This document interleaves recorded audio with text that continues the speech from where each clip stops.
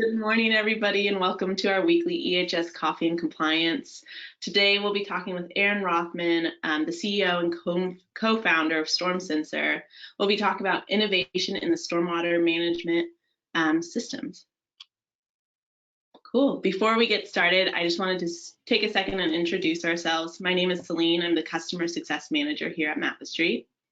And my name is Jillian, and I'm the Compliance Solutions Manager, and both of us work within the Customer Experience team here at Mapestry. Yep. And quickly, for those of you who are new to Mapestry, we are an environmental compliance platform on the software side for industrial facilities. Mapestry focuses on providing transparency, promoting collaboration, ensuring efficiency, and finally creating accountability. Yes. We are a data-driven software that helps companies monitor, analyze, and track all their compliance needs in one system. And with that, we'll dive into things. So welcome, Erin. It's so nice to have you here. A little bit about her. Erin is the CEO and co-founder of StormSensor, a climate technology startup. She founded her startup in 2015 after 15 years of stormwater and remediation consultant, while serving various roles as a VP, principal scientist, and managing principal. She founded StormSensor. And StormSensor provides advanced infrastructure, analytics, and mapping based on the modular sensor technology developed to support widespread data capture. Awesome. Well, welcome, Erin. And with that, we'll dive into some questions. So I think let's start it off broad. What can you provide us a little background about StormSensor, how you developed it, how you came up with the idea and found the need? Sure. Well, like I said, I founded it in 2015, but prior to that, I was an environmental consultant. And while working in Seattle, we brought in a stormwater team because our river, the Lower Duwamish Waterway, was going into Superfund. And everyone along that waterway got notified that if they couldn't demonstrate that their runoff was compliant with state standards, they'd have to pay for part of this multi-billion-dollar cleanup. So they freaked out. All the consultants rejoiced, hired stormwater groups to support them. And at least our company promptly began losing money because, as it turns out, the way that we were managing the stormwater program was not necessarily compliant with, I guess, what we needed to do for our consulting company. And when I talked to the guys in the field and I asked them why we had to write off their hours, we couldn't bill their time, they said that every time it rained at the office, they had to go stamp at their sites, but just because it was raining here doesn't mean it was raining there, so they have to go out like 15 times or 4 times before they can grab a sample.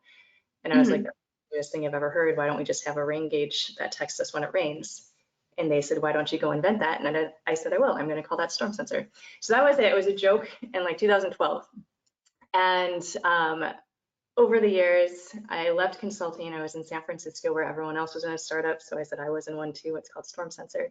And then I thought, if these guys can found startups, maybe I could. So I started looking into, I looked at our competitors. There are rain gauges that text you when it rains. They're just very expensive. And then I realized that, you know, with the cost and the complexity of the existing systems, that we did have an opportunity to simplify the monitoring experience and the data capture. So I moved back from San Francisco back to Seattle in 2015. I took a product management class and I used StormSensor as my product because at the time I had no hardware or software experience and wanted to build a hardware and software company. I won the Little Shark Tank at the end, incorporated in 2015 that summer, and went through our first accelerator. And that's kind of how it started. Again, my background was more on the industrial and construction compliance side of things. And then as I started talking to cities across the country, they told me that while, you know, turbidity and pH and all these other parameters were useful, they don't really even know how much water is moving through their systems. And that boggled my mind because I thought, you know how much water flows through a pipe? Turns out we don't, we model it. And I realized that if we took out all the parameters, it would change our market, but it would allow us to develop really low cost, really resilient sensors, robust sensors that we could scale like hundreds or thousands of sensors instead of 1 or 2 because they don't require any maintenance. And that's kind of how we started our first network. And I sponsored a senior engineering capstone at University of Washington in 2016.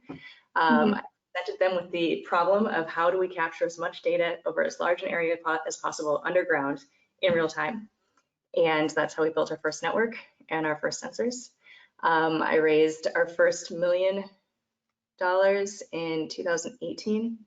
And since then I've raised another 5 or 6 million or so when we went to market in 2019, and we're in 16 cities across the country. So in summary. Amazing. That's so awesome. That's just like, it's so cool. And it sounds like it's come a long way. It has come a very long way. Yes. That's wonderful. Yeah. So you said that what gave you this idea to like go to the Capstone, and what kind of developed from the senior Capstone that you sponsored? Yeah. How did that go? And what did you gain from that? Well, at the time, so I had just come out of our first accelerator, 2016-ish, and I tried raising money, and all of the investors in Seattle said that they didn't want to invest in hardware, they wanted to invest in software. But the foundation of what we wanted to build was the data, and we couldn't capture the data without the sensors because our competitor sensors are so expensive. But I couldn't raise the money. So I told the investors that I changed my mind. We're just going to do software, oddly similar to Mapestry. It was not what we wanted to do. It was not our strong suit. But I did raise $165,000, which was allowed us to, actually it was $115,000, which allowed us to last another year. And right after I put that out that we're doing software only, we closed on the software only. One of my colleagues in the environmental consulting industry told me that her son was in this Capstone program with University of Washington, and did I want to sponsor it? And I was like, well, I just said we're not doing hardware, but I really want to do hardware. So I guess, I can at least meet with these guys. And it went really well. One of the students, this was 2016 when I started working with them. One of them, Greg Gray, is our VP of hardware, so he's still with us, which is awesome. And another one, Nat Henderson Cox, was our first mechanical engineer that we had working with us full time, and he now works at Microsoft. So it's a pretty solid. Yeah, and it's been amazing. So now, as a result of that experience, we typically sponsor maybe two or three Capstone programs a year in different universities, just for like R&D projects that we're looking at, things that we want to get into or that we want to try, but we don't have the resources to do ourselves. Wow. That's amazing. Yeah, that's really cool, and like it's awesome that you were able to use your community to help you with it, and have them help a lot. It sounds like it's so much fun. Yes. I bet. Yeah, right. And like you just get to collaborate and brainstorm and like have all these awesome new fresh ideas, I bet. Absolutely. Because when you're working so much doing the same thing every day, you know how to do it, and then bringing in a different mindset totally opens your eyes to other approaches or other things that you can do. So I like to, even when hiring people, I like to hire people with experience, then also brand new employees, just because they're the ones oftentimes that have the most creative ideas that work phenomenally well. That's awesome. You recognize that. Like that's so cool that you're really taking that advantage of that, because that's a whole little sector in itself. Like that's a whole particular type of employee that you can have, and opportunities and ideas. Well, when I started StormSensor, all of the consultants that I knew told me that it was impossible and that I shouldn't waste my time. And if it was worth doing, someone would have done it already. So I just didn't tell anyone that it was impossible, and I didn't hire anyone from the consulting space at the time. And we figured it out. Yeah, you did. That's awesome. You just did it. You just went for it. And look where you are. That's so awesome. That's great. It's inspirational too.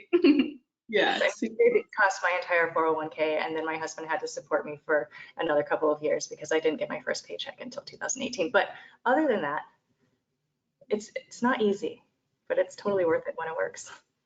Yeah. I guess on that note, do you have any advice for young professionals who are looking to be in that industry or like build their own company, kind of follow your footsteps? Any advice about how to do that, what to think about when you are doing that? Sure. I would say that keep your day job to start. Okay, so technically I didn't keep my day job. I left my other companies, but I ended up founding my own consulting company to work with clients and then also fund the first part of my life with StormSensor. So being able to have like some source of income is really important. And what you'll find is that if what you're working on is important to you, you'll manage to make time and to make that work. And then as you start to transition your time and effort more into that one thing that you're building, and you're able to fund it, and you're either through natural sales and revenue or through investors, there's a transition phase. Another thing that I would suggest is don't think you can or should go it alone. I was single at the time that I started this, and I met my husband in 2015, like when all this was happening. And when I met him, I told him that he does not want to be in a relationship with me because I'm about to embark on this crazy, crazy thing, and I'm going to be exhausting and stressed out, and no one wants to deal with this. And for some reason, he stuck around, which has been amazing. You have no idea. But having him there as a partner and supportive has been astonishing. And then everything that I have done has been a result of working with someone else. So any success that I have isn't my success. It's because we have this phenomenal network of investors or advisors, or even just colleagues and peers and students and our team. It's pretty astonishing. So when you're starting out and you want to get into the space, reach out to people. Most people want to help, and most people will take now at least a virtual coffee and just say 30 minutes and just start talking to as many people as you can, because that builds your network from the ground up if you don't have one in place.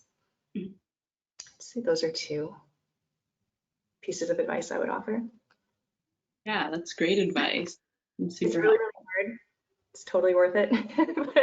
And even if you fail, you at least got to a point and you tried something new, and you know that you can do at least that much, and then one farther step the next time, and then one more step the next time. Yeah, and it sounds like also a bit of like risk taking in this is kind of what I'm hearing. Like just kind of, if you have an idea, a solid idea, even some aspects that maybe you aren't super sure about, but you're working with people who can support you along the way potentially, and like kind of a general idea, like maybe take some risks or just kind of like go for it. Yeah, like another thing, I don't think I have any regrets, and I think the reason is if something is important to me, I'm either going to do it, or if I don't do it, I'm just going to think about it and rue the day that I didn't do the thing that I wanted to do. So why not just go for it? And so far, I mean, like I said, it's hard and everything doesn't go perfectly, but it makes life a lot more interesting and it's a lot more fun. And then you don't have to say, I wish I did this thing when I was younger, because you can just do it now. Yeah, it's very true. That's awesome. Okay, so we have another question for you, getting more back to StormSensor. So regarding, have you worked with many clients involved in green infrastructure in general, and what are your thoughts on green infrastructure and where you see that industry going in the near future? Certainly. So green infrastructure, I mean, as far as green infrastructure is concerned, we don't necessarily do a lot of in-system monitoring. So what we typically do is performance monitoring, both pre and post construction, as well as long-term within the system, the sewer system itself. So the systems that are basically, you're pulling that water out so you can infiltrate into someplace else. So we're able to monitor stormwater or combined sewage flow upstream and downstream of these green infrastructure projects, and document a reduction in flow both before the project was constructed and after the project's constructed. And then as we're monitoring afterward and we see some of that that stormwater recovering or that flow recovering, we'll know that we need to do some maintenance, or the customer needs to do some maintenance within the system as well. Okay. So more on the broader scale, but I think that one of the things that holds us back from deploying green infrastructure at a broader scale is that fear or the cost associated with those maintenance projects. Because if you have, hundreds of thousands of acres of green infrastructure, that's hundreds of thousands of acres that you have to test or check on a regular basis, even if it doesn't have to be repaired.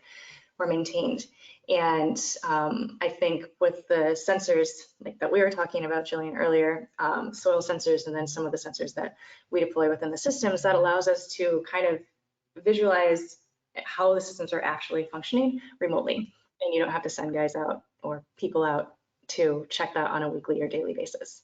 So being able to use this IoT and the sensor technology in combination with a more natural approach, I think is a very cool way that we can deploy a lot more green infrastructure much more effectively and within budgets. Definitely. Yeah, that sounds like it would definitely make sense, because yes, the maintenance is a huge aspect of it. And so if you can have this type of sensor available for more of these green infrastructures around cities and stuff, I think that would be a huge benefit to us, you know, potentially having more infrastructure moving forward. Yeah. Yeah, kind of on that same technology note, how do you think technology is changing the environmental industry, and where do you see it going in the next year or so?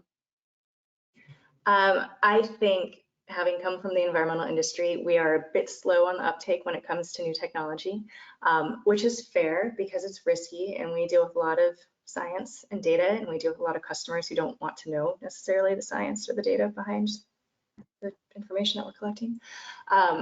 But I think that as we're capturing more of this information, we're starting to see how valuable it is and how much more cost effective it is to resolve an issue before it becomes a larger problem. So finding the problem at the source and fixing it at the source instead of downstream.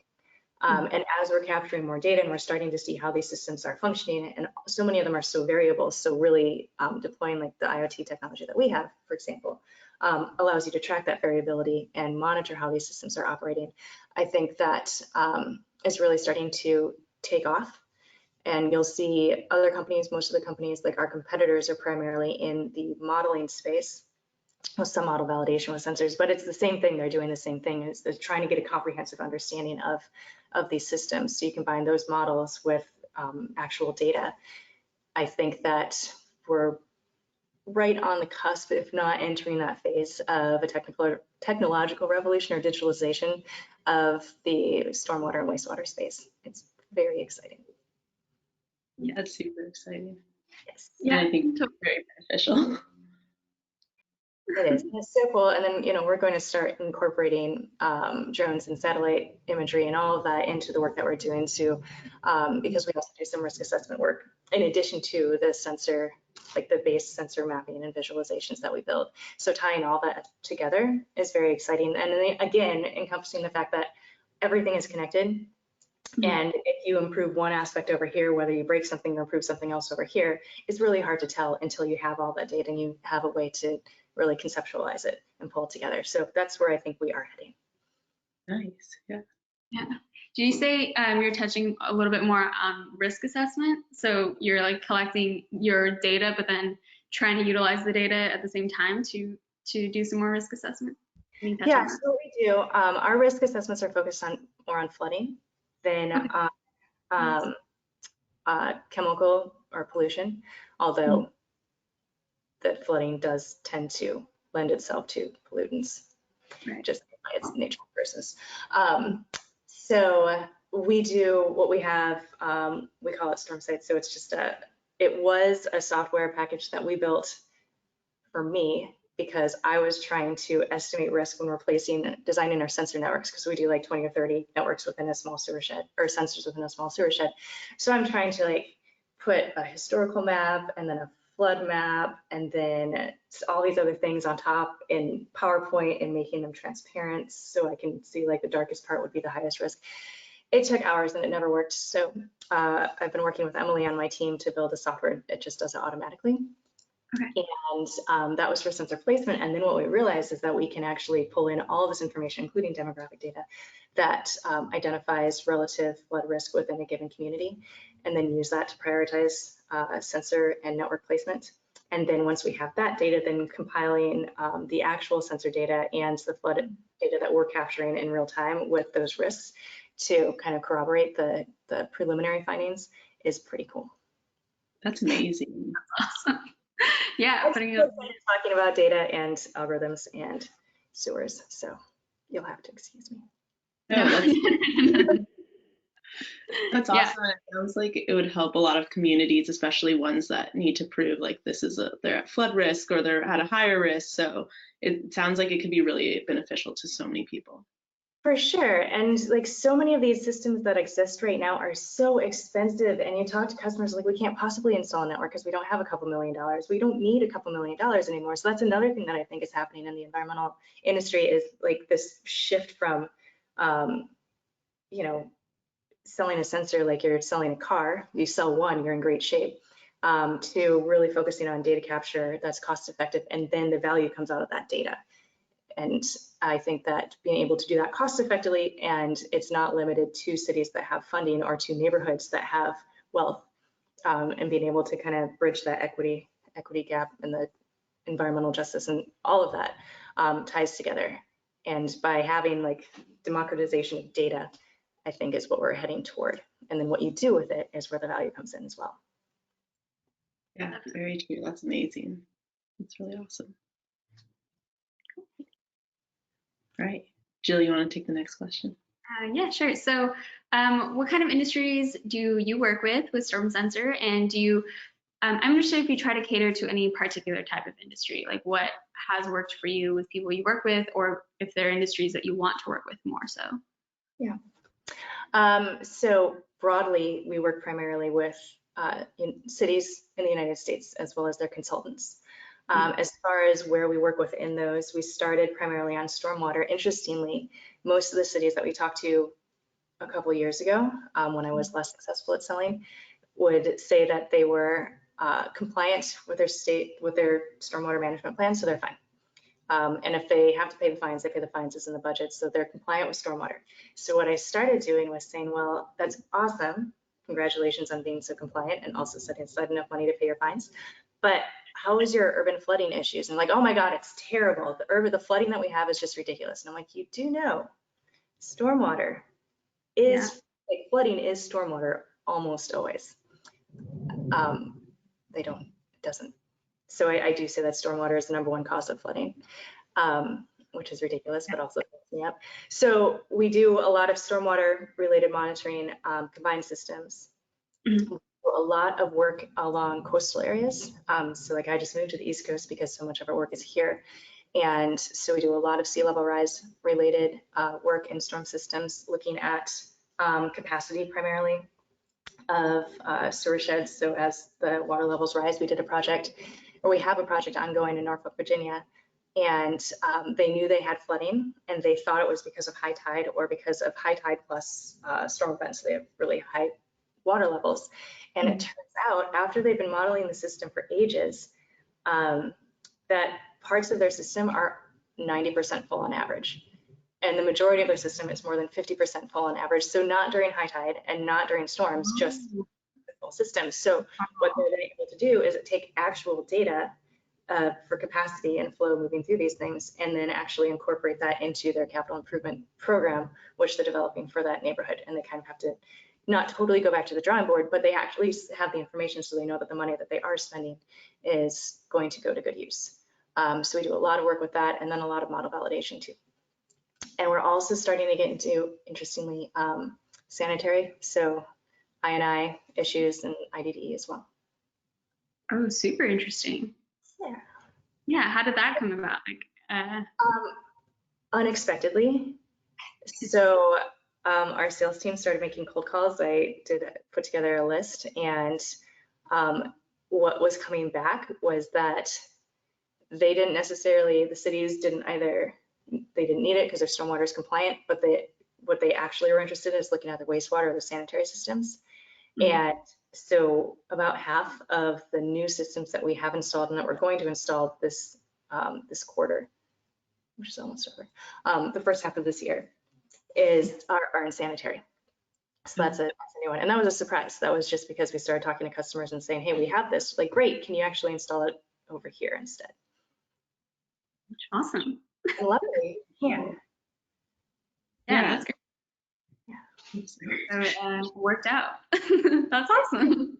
Good. Well, we worked really hard because when you're working in sewers and designing sensors for sewers and software for those sensors, you kind of want to you think that you want to design for the most common use case and then kind of account for some edge cases. But it turns out that when you're installing in sewer systems or storm systems, every use case is an edge case. So not one system is the same as another. So what we ended up doing is develop these modular sensors that can be deployed in box culverts and pipes and canals and all kinds of things.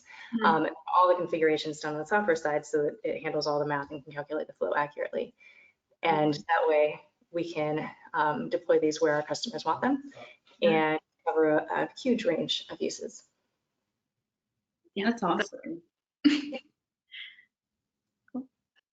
Wow, did it take a long time to understand how to like create something that you could do in any, like, it sounds like all that math and that understanding what you have to build was time consuming and was hard to do. How did you kind of go about it, and how did your team go about it? Was that part of your work with you, Deb? It was. So it's interesting when you put it that way, because I haven't thought about that. It's not because I didn't know how to build hardware or software. It's not like I went into this with a very clear approach that, okay, first we're going to do this, and then we're going to do this, and then this happens, and we'll bring this in, bring in that team, build that, and release it. That's not what happened. And we basically tried a bunch of stuff to see what worked and threw out what didn't. And it took, to our investors' chagrin, 4 years for us to go to market. So we did a ton of R&D on the sensor side primarily because those things have to work, because that's the foundation for everything that we do. We have to be able to get quality data from those. Right. And then as we're going through and we're building new sensors and testing and building and testing, we're seeing all kinds of weird shit that we don't know if it's like from the environment or from our sensors. Right. But then as we do additional work, a lot of it's environmental related. So we build algorithms to account for that. And then we flag if we do anything or note anything in the data, we'll qualify that data in the downloads so our customers can see what's happening. But it's been a very iterative process. Like first we built the network, and then we built the sensors, and then we found out that we didn't know how to build the sensors, so we had to bring in someone else to help us build the sensors. And it's a very interesting process. Yeah. Yeah, learning, but like each step of the way, you're learning something new, going like trying to figure out the next step. Like, okay, let's X, Y, and Z. We've been super like the customers that we have, especially the earlier customers, have been with us since day one. Like Jersey City, the first sensors we installed with them in their combined system were 3D printed and epoxied, screwed together sensors attached with a ribbon cable, and they still laugh at me every time I see them because, I mean, they worked for about between 3 days and a month. And we've been out there like early on so many times, and now we're on our 5th manufacturing version. So we're updating all of their sensors now because they've been so wonderful to work with. Yeah, I bet they're super impressed with the first one that you installed to now. Yeah, they said it's been fascinating to watch, and it's really cool, which I appreciate because they could have just laughed us out of the building on day one and not let us get into their systems. Yeah, totally. That's really cool. And it's amazing everything that you and your company are doing and working on. So thank you again for sharing. We're at our time today, so we'll just wrap everything up. And thanks again, Erin. This was amazing, and I learned so much, and I'm so excited to learn more about this. So thank you for joining us today. Yeah, seriously. Awesome. Yeah, sorry, I'm just like, yeah, thank you for sharing. And it seems like your technology is improving and getting really, it's getting really amazing. So good luck with everything. I know I'll be watching the timeline of moving forward with your StormSensor. Awesome. Thank you guys so much. I appreciate this. Have a great day. Yeah, you too. Cool. And then for everybody else on the call, please join us next week. We'll be talking about the Biden administration's impact on air compliance with Erin. So please join us again at 8 a.m. On Tuesdays. And have a happy Tuesday. Sorry, Julian. Sorry, just last thing, if anyone has any questions or any feedback for us, we always like to say, shoot us an email, info@mapstreet.com, and we're super open to it. And yes, any of your feedback or questions, concerns, etc. But otherwise, yes, again, it's really wonderful, Erin. And thank you everyone for joining today. Yeah, thank you and happy Tuesday. Happy Tuesday.